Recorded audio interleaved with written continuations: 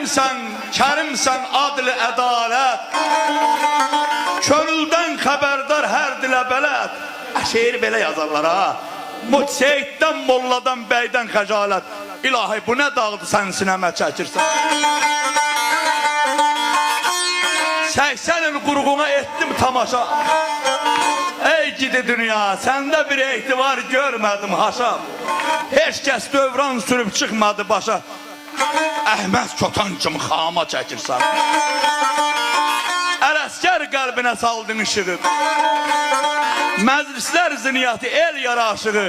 Ey qadan alım, ulu Allahım, əzizliklə saxladığın aşığı zəlilliklə imtihana çəkirsən.